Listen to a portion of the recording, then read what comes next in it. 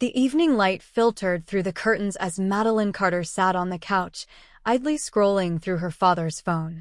She had borrowed it to call her own, which had somehow disappeared in the depths of her work bag. Her father, Richard, had barely reacted when she asked, distracted as always, handing it over without a second thought. As she navigated through his apps, something caught her eye, a folder labeled private albums tucked away in his gallery. It was an odd find, given that her father wasn't exactly tech-savvy. A sense of curiosity, or maybe an instinct she couldn't name, compelled her to tap on it. The screen filled with images, hundreds of them. Family vacations, birthdays, holiday gatherings. But something was wrong. Madeline frowned, scrolling faster. There were pictures of her mother, Diane, standing next to her younger sister, Sophia, in front of a glistening blue ocean. Her father smiling with them on a ski trip. Another of them in a warmly lit restaurant, plates filled with birthday cake. The dates on the photos spanned years when she had been told no plans had been made, that they'd all been too busy, or that they just wanted a quiet holiday at home. She had believed them. Her breath grew shallow as her fingers kept swiping, desperate to find a single photo of herself among them. But there was nothing. No images of her at Christmas dinners, no birthday cakes with her name, no blurry candid shots that captured her presence in these memories. She was a ghost in her own family's life. Her stomach twisted in knots. Had they really been excluding her all these years? She had always felt like the outsider, the one forgotten in group chats, the one whose achievements were acknowledged with polite nods rather than pride. But seeing the proof laid out before her, in full color, made it undeniable. Her pulse thundered in her ears. Why? What had she done to deserve this? She barely registered the phone slipping from her hands onto the coffee table. The weight of the realization was suffocating, like the walls were closing in. Had they ever truly wanted her there? Had they ever cared? Her mind replayed old conversations with a new, painful clarity. Oh, we just had a quiet New Year's at home. Nothing special. Your sister wanted to go, and we figured she deserved a little getaway. We thought you'd be too busy with work, sweetheart. Lies. Every single one of them. Anger rose, hot and searing, but beneath it was something far worse, betrayal. She needed to say something. No, not say, declare. Madeline grabbed her own phone, her fingers trembling as she typed a single message into the family group chat. Don't contact me again. She hit send before she could second-guess herself. For a moment, nothing happened. Then the message showed as delivered. Read. No immediate responses. No frantic calls. Just silence. Her hands clenched into fists as she waited, her breath tight in her chest. Would they even bother asking what was wrong? Would they demand an explanation, try to deny it, or, worse, pretend it didn't matter? Minutes passed. Then an hour. Still nothing. That told her everything she needed to know. By the time morning arrived, the reality had settled in like a lead weight in her stomach. She forced herself to get dressed, forcing routine into the chaos in her mind. Her fingers ached from gripping her phone all night, but still, nothing from them. But then, as she sat on the edge of her bed, her phone buzzed. Her heart pounded as she looked at the screen. It wasn't her mother. Not her father. Not Sophia.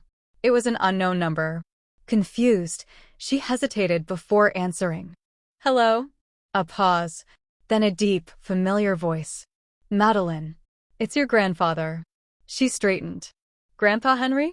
I need to talk to you, Henry Morrison said, his tone serious. This isn't something I can say over the phone. The weight in his voice sent a chill through her. This wasn't just about her family leaving her out. There was something more. Something she wasn't prepared for. I sat frozen on the edge of my bed, my grandfather's words still echoing in my ears. This isn't something I can say over the phone. A part of me wanted to ask him to just say it, to get it over with. But I knew Henry Morrison. He wasn't a man who wasted words. If he wanted to speak in person, it meant this was serious. I exhaled slowly, gripping my phone tighter.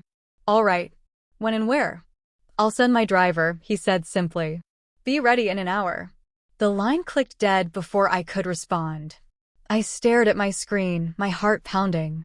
Henry Morrison wasn't the kind of grandfather who called for casual visits. He was a man of power and precision, a real estate mogul with an empire built on ruthless decisions. He wasn't warm or affectionate, not the type to send birthday cards or call just to check in. So why now? I shook my head, pushing off the bed. There was no time to dwell on it. I needed to get ready. As I stood in front of my closet, I caught my reflection in the mirror. The woman staring back at me looked composed, but I knew better. Beneath the professional exterior, the neatly pressed blouse, the poised expression, there was a storm raging. I had always been an outsider in my own family, but seeing those photos had confirmed it. Growing up, I had learned to navigate the invisible line that separated me from them. My mother, Diane, had always made her preference clear. Sophia, the golden child. I could still remember the way my mother's face would light up whenever Sophia walked into a room. The way her voice softened with warmth and pride when she spoke about her. Sophia is so brilliant, isn't she? Did you hear? Sophia got promoted again. Sophia's boyfriend is taking her to Paris. Oh, how romantic. Meanwhile, I had learned to expect the bare minimum. A nod, a forced smile, a distracted, "That's nice, dear." Even as a child, I had sensed it. The way my achievements never seemed to matter as much, the way my presence felt like an afterthought. At first, I thought maybe I was imagining it. Maybe I just wasn't as lovable, not as bright or charming as Sophia. But then, over the years, I realized the truth. It wasn't about me at all. It was about her. Diane. She was a well-respected teacher, admired by her students and colleagues. To the outside world, she was kind, intelligent, the perfect role model. But at home, she was different. Cold, distant, almost mechanical in the way she treated me, like I was an obligation rather than a daughter. My father, Richard, was no better. A real estate manager by trade, he was a man who avoided conflict like it was the plague. He never raised his voice, never confronted my mother. When I was younger, I used to hope to pray that he would defend me, that he would step in when my mother's indifference became too much. He never did. If Diane was the architect of my exclusion, Richard was the enabler. He let it happen, brushing aside the obvious, pretending everything was fine. And Sophia? She never questioned it. Never asked why our mother treated me differently.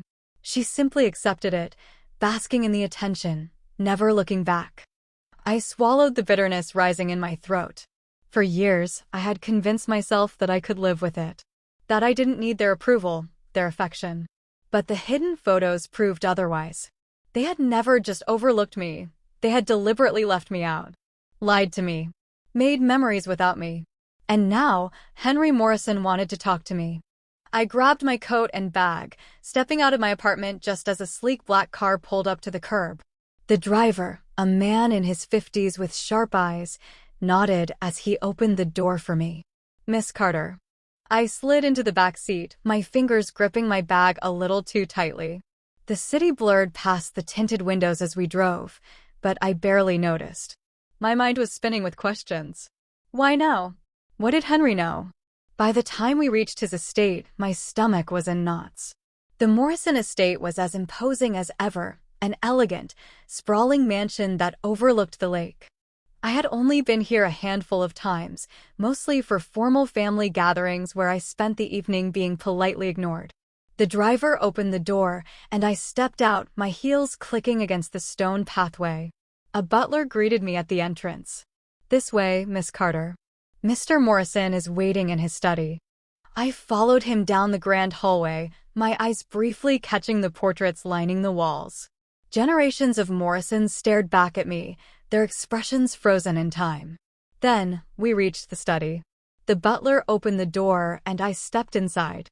Henry Morrison sat behind his massive oak desk, his silver hair neatly combed, his piercing blue eyes as sharp as ever.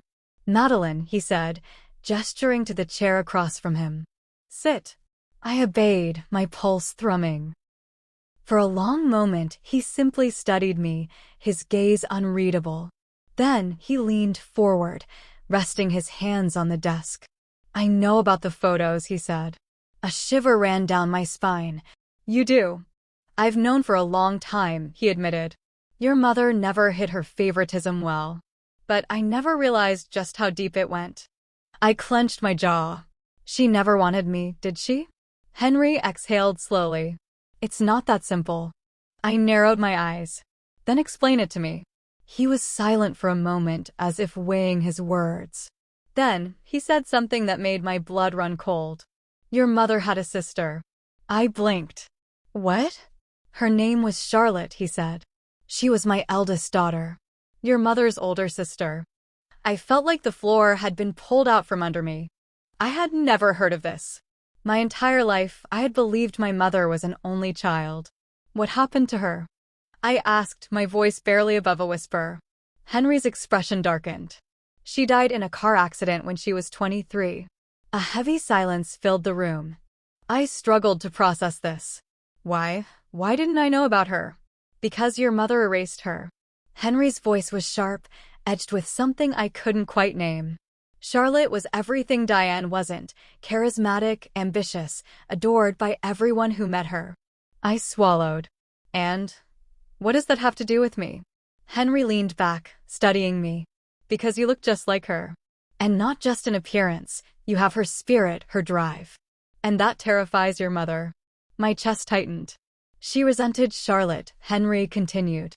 "And when you were born, I think she saw you as a reminder of everything she could never be." I couldn't breathe. All these years.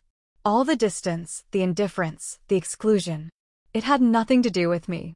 It had always been about her. My mother didn't just exclude me, she wanted to erase me, just like she had erased Charlotte. I clenched my fists, my nails digging into my palms. Henry's gaze met mine, steady and unyielding. "But that's not the worst part, Madeline," he said. I forced myself to speak. "Then what is?" His next words sent a chill through my veins. "Your family's betrayal goes deeper than just exclusion." The weight of my grandfather's words settled over me like a suffocating fog. "Your family's betrayal goes deeper than just exclusion." I wanted to ask him what he meant, to demand an explanation, but the look in his eyes told me that whatever came next wouldn't be something I could process all at once. I wasn't ready, not yet. So I did the only thing I could. I left. I walked out of Henry Morrison's study, my heels echoing against the marble floors of his estate. The butler tried to ask if I needed anything, but I barely heard him. I stepped into the waiting car, my thoughts tangled in a storm of confusion and anger. The ride back to my apartment felt longer than before. The city passed in a blur of neon lights and honking cars, but I was somewhere else. Stuck in the past, replaying years of moments I had ignored, brushed aside, excused. Had I really spent my entire life pretending not to see the truth? Had I been so desperate for my mother's approval, my father's acknowledgement, that I had blinded myself to their deliberate exclusion? It didn't matter now. The moment I had seen those photos, the moment I had learned about Charlotte, something inside me had snapped. This wasn't just neglect. This wasn't just favoritism. It was something crueler. I unlocked my phone, my fingers steady as I went to my contact list. My mother, my father, my sister. One by one, I blocked them. Phone numbers, social media, emails, every single method of contact erased. There was no dramatic speech, no final confrontation. Just a quiet, resolute decision. Don't contact me again. I had meant those words when I sent that message. And now, I would make sure they had no way to. As the car pulled up to my apartment, I exhaled, trying to steady myself. The pain was still there, raw and burning beneath my ribs, but there was something else, too, relief. For the first time in my life, I didn't have to wonder what if. What if I tried harder? What if I proved myself more? What if I became someone they couldn't ignore? None of it had ever mattered. I wasn't the problem. They were. The next 3 months were a blur of work, long hours, and pushing forward. I threw myself into my job at Bright Vision Advertising, a high-profile agency in Chicago. It was a world where creativity met precision, where deadlines were brutal, but success was addictive. I became one of the best. Late nights, early mornings, I didn't care. If my family had cast me aside, if they had chosen to pretend I didn't exist, then fine. I would build a life so successful they would have no choice but to hear my name. Clients fought for my designs. My bosses praised me. My reputation grew. I won awards. I secured high-profile campaigns. I became undeniable. But in the quiet moments, when the city was asleep and the glow of my laptop was the only light in my apartment, the emptiness crept in. I had cut them off. I had erased them from my life. So why did it still feel like they were haunting me? It was a Wednesday when the call came. I had just finished a pitch meeting when my phone buzzed in my pocket. Unknown number. I hesitated. Normally, I wouldn't answer. But something told me this wasn't just a telemarketer. I stepped into my office, shutting the door before pressing the phone to my ear. Hello? A pause. Then, Madeline. I stiffened.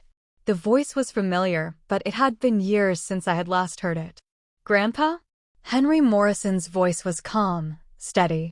I need to talk to you. I sank into my chair. If this is about my mother or Sophia. It's not, he interrupted. This is about you. And something you deserve to know. I frowned. I already know the truth. They never wanted me. Henry exhaled, and for the first time, I heard something unexpected in his tone, regret. It's more than that, he said. I should have told you sooner. I didn't, because I thought you'd never forgive me for waiting this long. A chill ran through me. What are you talking about? A brief pause. Then, come to the estate. This isn't something I can say over the phone. The drive to the Morrison estate was different this time. The first time, I had come here looking for answers. This time, I wasn't sure I wanted them.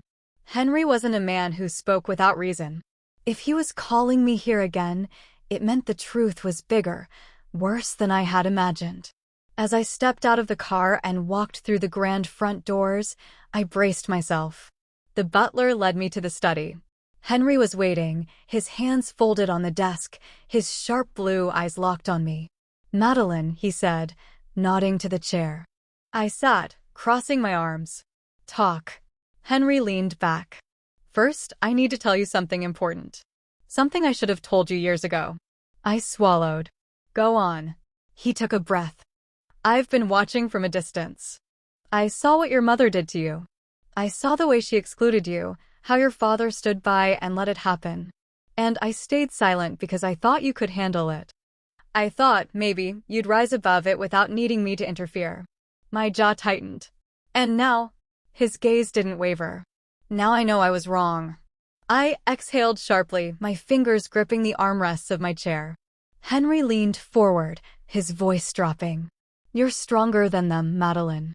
But your family's betrayal isn't just about what they did to you emotionally. It's deeper than that. A chill ran down my spine. What do you mean?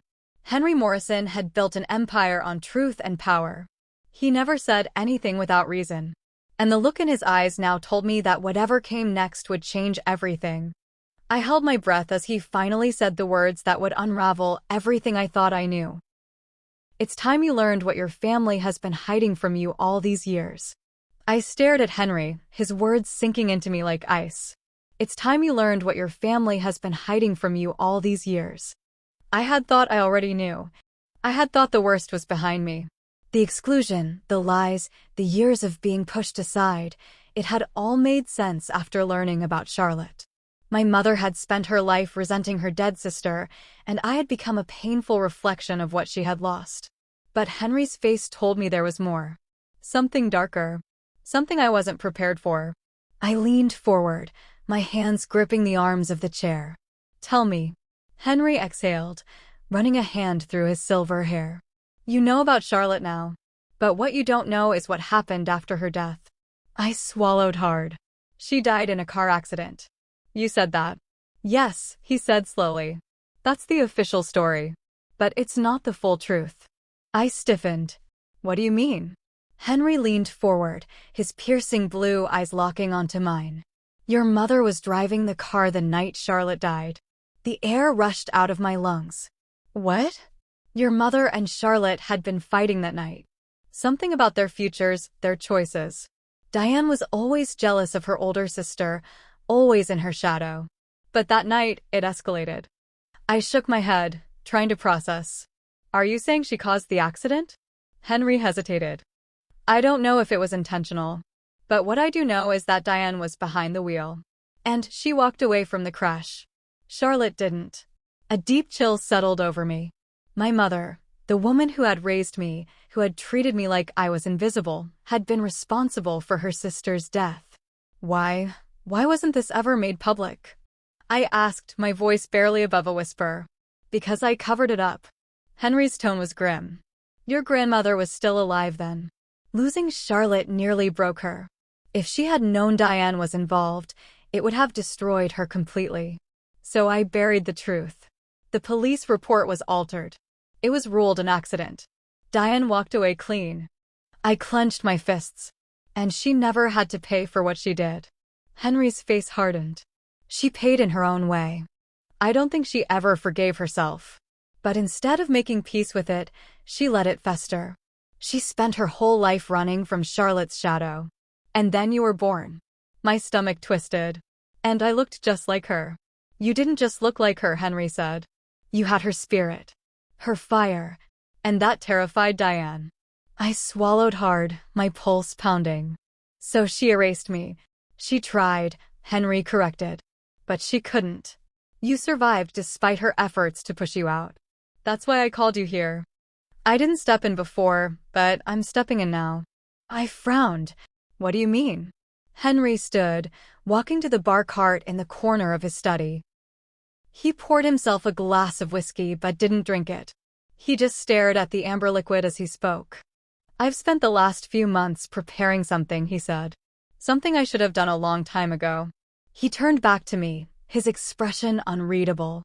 I'm changing my will, Madeline. You're going to inherit my fortune. My estate.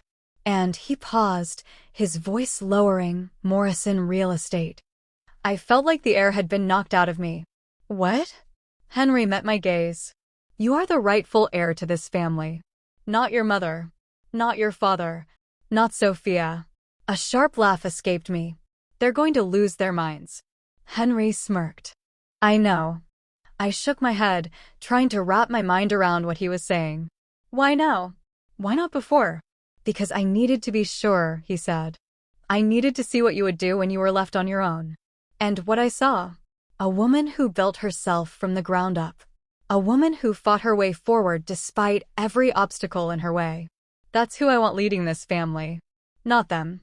A strange emotion swelled in my chest, something I hadn't felt in a long time. Pride. For the first time, someone in my family saw me. Henry stepped closer, his expression serious. But there's something else you need to know, Madeline. I tensed. What now? Henry took a deep breath. Your family's betrayal isn't just about their lies. It's about what they've been doing behind closed doors.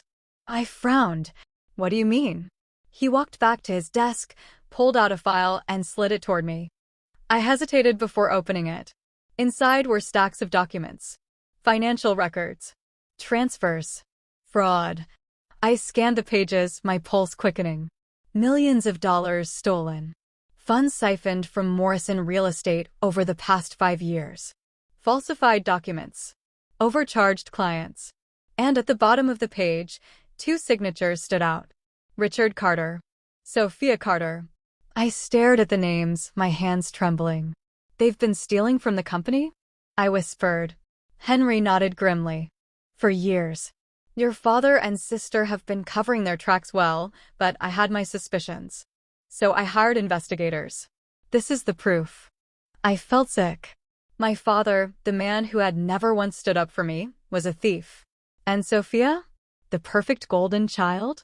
She had been lying to everyone. I clenched my jaw. Does my mother know? Henry's expression darkened. She knows. She's known for a while. I felt like I was going to be sick. Not only had my mother excluded me from the family, but she had protected them. She had chosen to stand by a fraudster and a liar rather than acknowledge me. I forced myself to take a deep breath. Are you going to press charges? I asked. Henry studied me for a long moment. That depends on you. I blinked. Me? You're going to be running Morrison Real Estate, he said. This is your decision to make. I swallowed hard. I had spent my whole life being cast aside, ignored, treated like I didn't belong. And now? Now I had the power to decide their fate. I glanced down at the file again, at the signatures that condemned them. This was it. The moment where I chose who I was going to be. I exhaled slowly and looked up at my grandfather. Let's make sure they pay for what they've done. The city skyline blurred outside my window as I sat in the back seat of Henry Morrison's town car. The air inside was heavy with the weight of what was about to happen. My grip tightened around the folder resting on my lap, my fingers pressing into the thick paper. Inside was the evidence that would change everything. Evidence that my father and sister had stolen from Morrison Real Estate. Evidence that my mother had known about it and done nothing. Henry had called for a formal family dinner at his estate, a rare gathering that meant only one thing. Something serious was about to be announced. I could already imagine their reactions when they walked into the grand dining hall, expecting another evening of whispered conversations and polite disinterest, only to be blindsided by the truth. A twisted part of me wanted to see it. Wanted to watch their carefully crafted world shatter the way mine had when I saw those hidden photos. The car slowed as we approached the mansion. The butler opened the door before I even had a chance to gather my thoughts. I stepped out, my heels clicking against the stone driveway. The estate loomed in front of me, all grand arches and cold beauty. It had never felt like home. But tonight, I wasn't here as an outsider. I was here as Henry Morrison's successor. I walked inside, my posture straight, my expression unreadable. The dining room was already set, a long mahogany table stretched across the room, candles flickering over pristine white tablecloths. Plates of expensive appetizers sat untouched, silverware polished to perfection. Then, one by one, they arrived. Sophia walked in first, her designer handbag swinging from her arm, her blonde hair styled in soft waves. She was talking on the phone, laughing at something someone said, completely at ease. She didn't even notice me at first. Then my mother and father entered together. Diane was as poised as ever, her tailored black dress perfectly fitted, her expression calm and unreadable. Richard followed behind, his suit impeccable, but his gaze darting around, already sensing something was off. I let the silence stretch between us, drinking in the moment. They had no idea what was coming. Henry entered last, his presence commanding as always. He walked past me without a word, taking his seat at the head of the table. The rest of us followed suit. Once everyone was seated, Henry lifted his glass and spoke. I called this dinner for a reason. His voice was measured, his expression severe. It's time the truth comes to light. A hush fell over the room. Sophia, still clueless, smiled. Oh, is this about business? You could have just emailed us, Grandpa. Henry's gaze turned to her, and just like that, her smirk faltered. Diane shifted uncomfortably, her fingers tightening around the stem of her wine glass. Richard exhaled, already looking exhausted. Henry, what is this about? I cleared my throat, drawing their attention. My voice was steady when I spoke. It's about what you've been doing behind Henry's back. Sophia blinked. Excuse me? I opened the folder and slid it across the table. The crisp pages fanned out, revealing transaction records, forged documents, evidence of missing funds. Henry leaned forward, his expression cold. Millions of dollars. Stolen. Silence. My father's face went pale. My mother's lips pressed into a thin line. And Sophia looked confused, as if she couldn't process what she was seeing. Henry's voice was sharp. Richard. Sophia. You've been siphoning money from Morrison Real Estate for years. Did you think I wouldn't find out? My father's hands trembled as he reached for the documents, scanning them with wide eyes.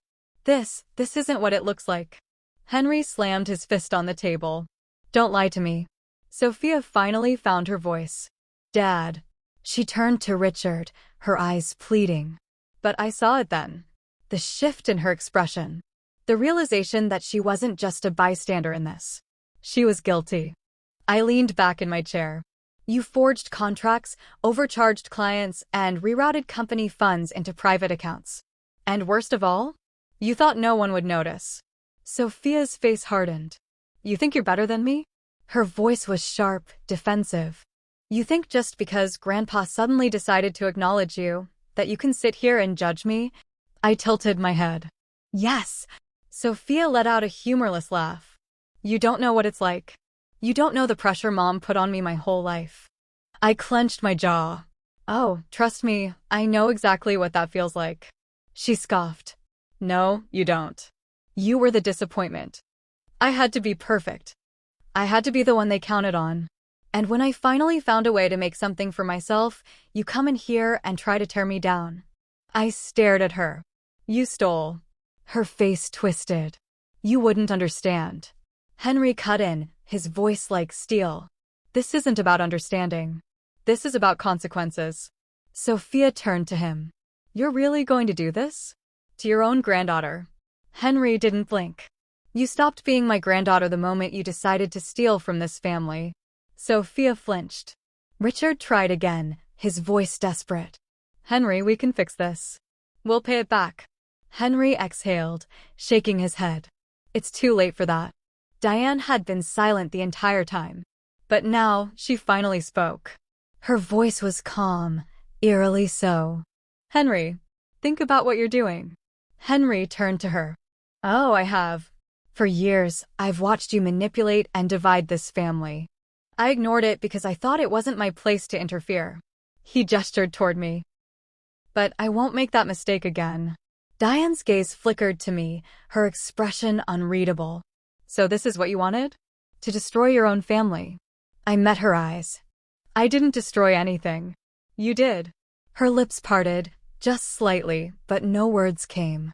Henry straightened. Richard. Sophia. You are no longer welcome in this family. You will return every stolen dollar, and then you will walk away. Permanently. Sophia shot up from her seat, her chair scraping against the floor. You can't do this. Henry simply took a sip of his wine. I just did. Richard's shoulders slumped in defeat. Diane's face remained eerily blank, but I could see it, the cracks forming beneath the surface. I stood. You had a choice. You could have treated me like family. You could have been honest. But instead, you threw me away. I turned toward the door. Now I'm returning the favor. And then I walked out, leaving them in the wreckage of their own making. The weight of what had just happened settled over me as I stepped out of the dining hall. The echoes of their stunned silence, Sophia's rage, Richard's desperation, it was all still fresh in my mind. I had confronted them, exposed them, and watched as their carefully curated world crumbled. And yet, something still didn't feel right. Even with the fraud uncovered, even with my family officially cast out of Morrison Real Estate, there was still a lingering sense of something more. A truth that hadn't yet surfaced. Henry had said their betrayal ran deeper than just exclusion. What else had they been hiding? I spent the next few days diving headfirst into my new role at Morrison Real Estate. The transition was swift. Henry didn't waste time. The official paperwork had already been filed. The new leadership announcement circulated within the company. I was now Madeline Carter, CEO of Morrison Real Estate. The title felt surreal. I had built a career in advertising, worked my way up through creativity and hard work. But now I was in a different world, a world of numbers, contracts, and high-stakes negotiations. A world I hadn't been prepared for, but one I refused to fail in. The first thing I did was review everything. I spent hours in the company's archives, combing through reports, balance sheets, property contracts. I met with department heads, analyzed past transactions, familiarized myself with every corner of the business. And then, buried deep in the files, I found it. A set of financial statements that didn't quite add up. At first glance, they seemed ordinary. Just another property acquisition, just another set of expenses. But something about them made me pause. The numbers were too perfect, the records too neat.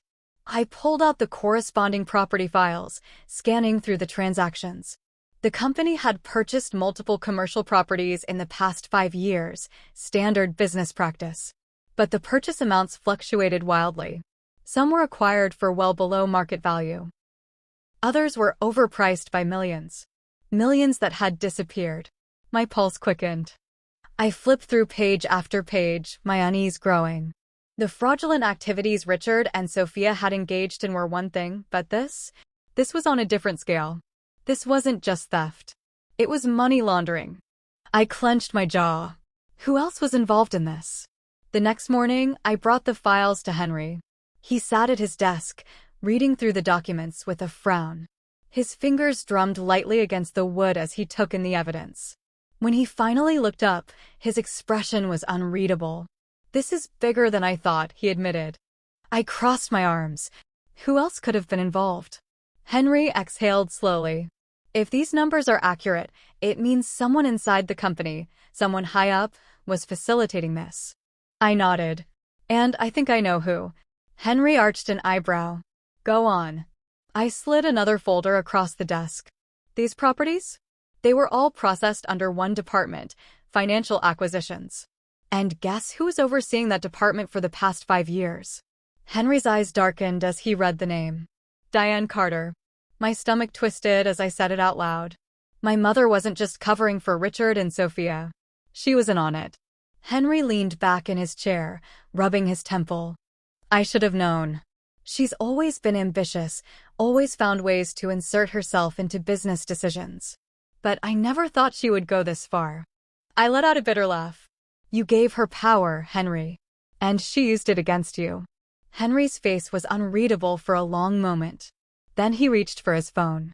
What are you doing? I asked. His voice was firm. I'm calling the board. It's time to remove her. That evening, I sat in the boardroom of Morrison Real Estate, surrounded by some of the most powerful executives in the company. Henry had wasted no time. He had summoned them all for an emergency meeting. The tension in the room was thick.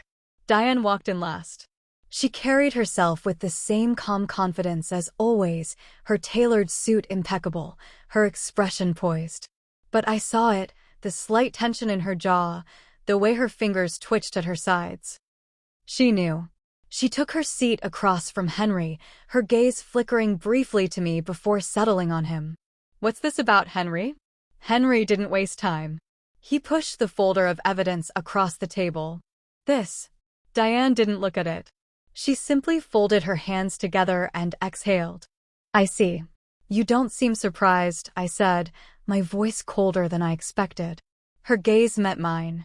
Because I'm not. The room was silent. Henry's voice was sharp. Did you really think you could hide this from me?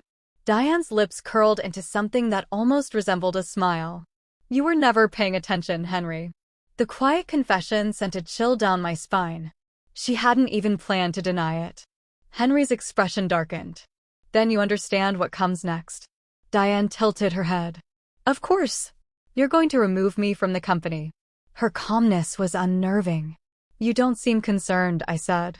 Diane let out a soft chuckle. Because I knew this day would come. She leaned back in her chair, regarding me with something that almost looked like pride. I always knew you'd be the one to end this. The breath caught in my throat. Was that approval? I clenched my fists. You betrayed this family. You betrayed me. Diane nodded slowly. Yes, and you finally did something about it. Henry slammed his hand against the table. Enough. His voice was steel. Diane Carter, as of this moment, you are officially removed from Morrison Real Estate. You will return all stolen funds. And you will never step foot in this company again. Diane stood, smoothing out her blazer. Understood.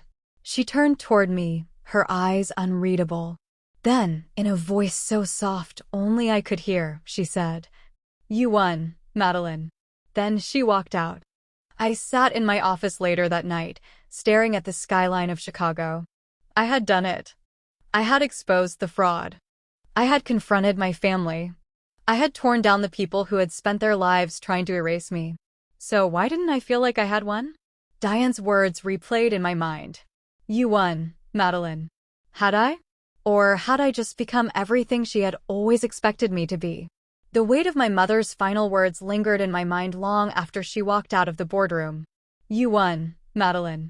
The way she had said it, it wasn't bitter, wasn't angry. It was resigned, almost like she had been waiting for this moment. almost like she had expected me to do exactly what I had done. But this wasn't about winning. This was about justice. I leaned back in my chair, staring at the ceiling of my office.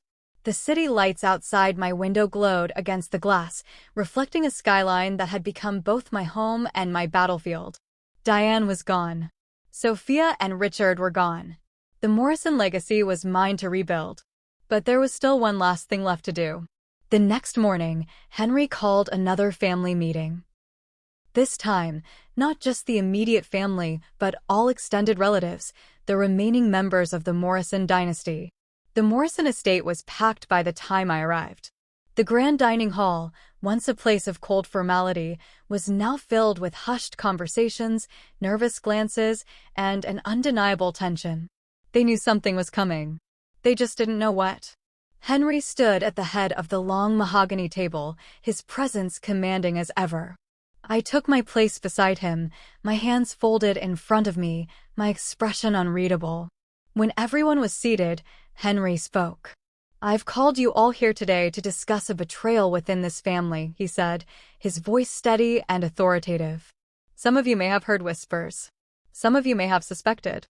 But today, we're going to lay everything out in the open." The room fell deathly silent. Then Henry turned to me. "Madeline." I stood, my pulse steady. No fear, no hesitation, just the truth. I took out the files and laid them flat on the table, the crisp paper making a soft sound as it landed. "This," I said, "is proof that Richard Carter and Sophia Carter have been stealing from Morrison real estate for years." A murmur spread through the room. Some gasped. Others exchanged shocked glances. A few leaned forward, squinting at the documents. I continued. "They falsified records. They siphoned company funds into personal accounts. They covered up their tracks with fake acquisitions and fraudulent transactions. They betrayed this family for money." A heavy pause. Then, from the far end of the table, someone spoke. My God, it was Henry's younger brother, Victor Morrison, an older man who had been semi-retired from the company for years. His voice was thick with disbelief. "Is this true?" Henry nodded. "Every word." Another voice, Aunt Margaret, a sharp woman in her 60s, always impeccably dressed. "And what about Diane?" I inhaled. This was the moment. "My mother was involved too," I said. "She knew about the fraud. She let it happen." Gasps rippled across the room. Victor's hands clenched into fists. "We trusted them. We trusted them to take care of this family's legacy." Aunt Margaret's lips curled in disgust. "And all the while, they were robbing us blind." A younger cousin, Daniel, an up-and-coming investor in the family business, shook his head in disbelief. "What's going to happen to them?" Henry's voice was sharp. "They're finished." He turned back to me. "Tell them what you've decided, Madeline." All eyes fell on me. I exhaled slowly, then straightened my shoulders. "The company will be pressing charges against Richard and Sophia," I said, my voice unwavering. "Every stolen dollar will be repaid. And as for Diane," I paused. "She has been permanently removed from Morrison real estate. She will never be allowed to step foot in this company again." The room erupted. Some were in shock, others in anger. A few, like Aunt Margaret and Victor, nodded in firm approval. "She deserves worse," Aunt Margaret muttered. Henry raised his hand, silencing the room. "I know this is difficult," he said, "but it is necessary. This family built an empire on hard work, on integrity. We will not allow greed and deceit to stain our legacy any longer." I looked around the room, at the family that had never truly acknowledged me before. And yet, tonight, they saw me. Not as the forgotten daughter. Not as the outsider. But as Madeline Carter, the woman who took back control. Later that night, after the meeting had ended and the house had emptied, I stood outside on the Morrison estate's balcony, staring out at the vast gardens. The night air was crisp, the stars scattered across the sky like shattered glass. Footsteps approached behind me. "Henry." He stood beside me, hands in his pockets, his sharp blue eyes reflecting something unreadable. "You did well tonight," he said. I let out a soft exhale. "It doesn't feel like a victory." He was quiet for a moment. Justice rarely does. I turned to him. Do you think they'll fight back? Richard, Sophia, my mother. Henry's lips pressed into a thin line. They might try, but they won't win. I nodded, though the thought still lingered in my mind. Would Diane disappear into quiet disgrace? Or would she find a way to retaliate? And if she did, would I be ready? Henry clapped a hand on my shoulder. Get some rest, Madeline. The worst is behind you. I forced a small smile. I hope you're right. But deep down, I wasn't sure. I had taken back my place in this family, but I wasn't convinced the fight was over yet. 1 year later, I stood in my office on the top floor of Morrison Real Estate, gazing out at the Chicago skyline. The glass windows stretched from floor to ceiling, giving me a panoramic view of the city I had rebuilt myself in. The reflection staring back at me wasn't the woman I had been a year ago. That woman had been seeking answers. This woman? She had created them. In the past 12 months, I had done what most thought was impossible. I had taken a company tainted by corruption and scandal and restored its legacy. Under my leadership, Morrison Real Estate had not only recovered, it had grown. Our reputation was stronger than ever, our business expanding into new territories, our investments shrewder than ever before. I had rebuilt the empire my family had nearly destroyed. And for the first time in my life, I was undeniable. A knock at my door pulled me from my thoughts. Come in. The door opened, and Henry stepped inside, his sharp blue eyes assessing me like they always did. He walked with purpose, but slower than he used to. Age had begun to catch up to him, but his presence was still just as commanding. You're going to be late for the event, he said, crossing his arms. I smirked. I run this company. They can wait. Henry let out a low chuckle. Spoken like a true Morrison. The name didn't sting anymore. It didn't feel like something foreign. I was a Morrison. Not because of blood, but because I had earned it. Fine, I sighed, grabbing my coat. Let's go. The event was being held at the Morrison Grand Hotel, a 5-star venue owned by our company. It was a formal affair, a celebration of the company's resurgence, and more importantly, a public declaration that Morrison Real Estate was stronger than ever. As I walked through the grand ballroom, heads turned. I caught glimpses of familiar faces, investors, CEOs, powerful figures who now recognized my name not as an afterthought, but as a force to be reckoned with. I had arrived. Henry led me to the front, where a stage had been set up. The crowd hushed as he stepped up to the microphone. Ladies and gentlemen, Henry's voice carried across the ballroom, steady and unwavering. Tonight, we gather to celebrate not only the success of Morrison Real Estate, but also the leader who has made that success possible. Murmurs spread through the audience. Henry turned to me, his expression softer than usual. There was a time when I thought this company would fall. A time when I let my own mistakes blind me to the true strength in my family. He looked back at the crowd. But then I saw something remarkable. I saw someone who refused to let betrayal define her. Someone who took every injustice, every rejection, and turned it into power. Someone who earned her place at the top. The audience was silent, waiting. Henry's voice was clear when he said the words that would forever change my legacy. I made the right decision. Madeline Carter is the future of this family. Applause erupted. I stepped forward, accepting the microphone as Henry took a step back. For a moment, I simply looked out at the sea of faces. For so long, I had been invisible in my own family. An afterthought. An outsider. Not anymore. I took a breath. I never imagined I'd be standing here, I admitted, my voice steady. A year ago, I thought I had lost everything. But what I lost was nothing compared to what I found myself. I let the words settle before continuing. This company is not just a business. It is a legacy. One that I intend to honor, to strengthen, and to build beyond what any of us thought possible. I met Henry's gaze. He gave me a small, approving nod. I turned back to the audience. The past does not define us. What defines us is what we choose to become. Another round of applause. But this time, I didn't feel like I was proving anything. I was simply owning it. The night stretched on with congratulations, handshakes, and toasts. But as the event came to an end, I stepped outside onto the balcony, taking a moment for myself. The cool air filled my lungs as I leaned against the railing, watching the city lights flicker below. And then, footsteps. I knew who it was before I turned. Diane. She stood a few feet away, dressed in a sleek black dress, her hair neatly styled. She looked the same, and yet different. We stared at each other for a long moment. Finally, she spoke. "You really did it." I didn't respond immediately. Instead, I studied her, the woman who had spent years pushing me aside. "Why are you here?" I asked. Diane sighed. "To see for myself." I raised an eyebrow. "See what?" She hesitated. "What you've become." There was something in her tone I hadn't expected. Not anger. Not resentment. Acceptance. "I never wanted you to be weak," she said. "I never wanted you to rely on me." I scoffed. "You never gave me the chance." Diane tilted her head. "And yet, here you are." The old me would have wanted something from her. Closure. An apology. Validation. But now?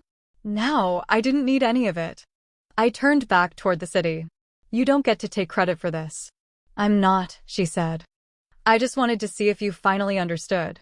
I frowned, glancing at her. "Understood what?" Diane's lips curled into a small, knowing smile. "That you never needed us in the first place." And then, just like that, she walked away. I stayed on the balcony for a long time after she left. For years, I had wanted to hear words of regret from her. I had wanted her to want me, but now I realized her approval didn't matter. I had built my own life, my own power, my own name. I didn't need their love. I had myself, and for the first time, that was enough. I exhaled, letting go of the last fragments of the past. Then, with my head high, I walked back inside, into my future.